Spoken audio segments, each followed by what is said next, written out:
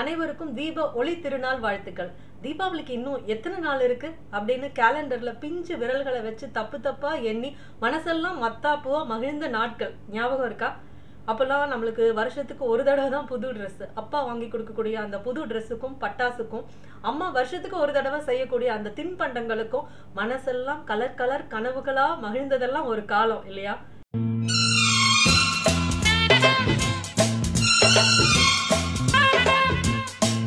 அந்த சின்ன சின்ன சந்தோஷங்கள்ல சிறகடிச்ச அந்த மகிழ்ச்சி மலர்கள் இப்போ எங்க போச்சு?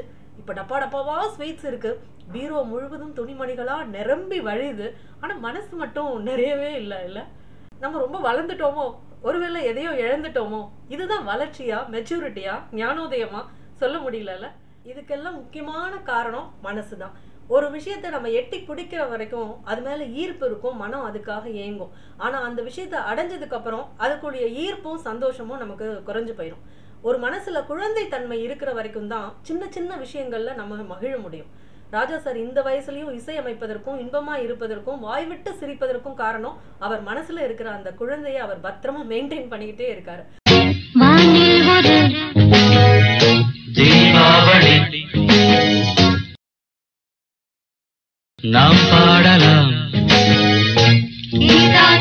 அதனால அந்த தீபாவளியுடைய மகிழ்ச்சி இருக்கணும்னா நம்ம மனசுல அந்த குழந்தை எப்பொழுதுமே அலைவா நம்ம வச்சுக்க கத்துக்கணும்.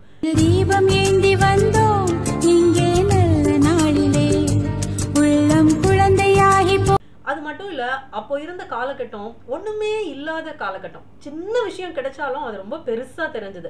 ஒரு கோலி குண்டு கையில கிடைச்சா கூட உலக உருண்டையே கிடைச்ச மாதிரி நம்ம மகிழ்ந்தோம். ஆனா இப்ப இருக்கிற பேராசைக்கு உலக உருண்டையே கொண்டு வந்து கையில கொடுத்தாலும் அது ஒரு லாலிபாப்பா நமக்கு சுருங்கி விடுகிறது. அப்ப இருந்த சந்தோஷத்துக்கு முக்கியமான காரணம் அப்ப எதுவுமே இல்லாம இருந்தது, எப்பவாவது ஏதோ ஒண்ணு கிடைச்சது.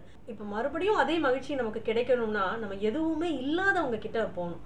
ஏழை எளிய மக்கள், அனாதை குழந்தைகள், இல்ல நம்ம வீட்டுல வேலை செய்யக்கூடிய எளியவங்க, இவங்க கிட்ட போய் அவங்க கையில தீபாவளிக்கு எதையாவது கொடுத்து அவங்க கண்கள்ல மலர்ச்சியும் மகிழ்ச்சியும் பார்க்கும் பொழுது நம்ம தொலைச்ச அந்த தீபாவளியை அதுல நம்மளால கண்டெடுக்க முடியும்.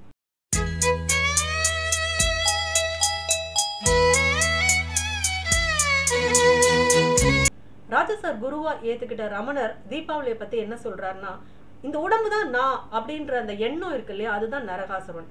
இறைவனின் துணையோடு அந்த நரகாசுரனை அழித்து ஆத்ம ஒளியை ஏத்துவதுதான் தீபாவளி அப்படின்னு சொல்றாரு.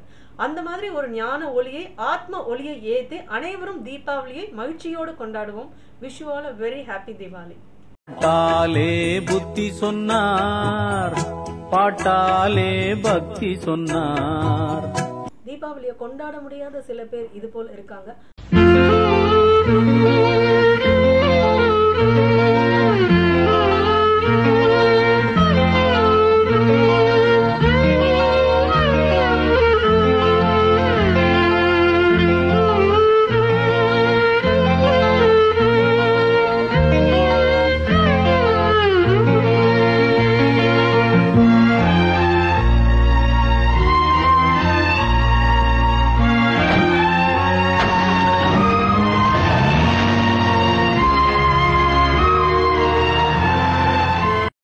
நம்ம பிரார்த்தனையில் வைப்போம். அடுத்த பதிவில் உங்களை சந்திக்கும் வரை உங்களிடமிருந்து வாழ்த்துக்களுடன் விடைபெறுவது தீபா.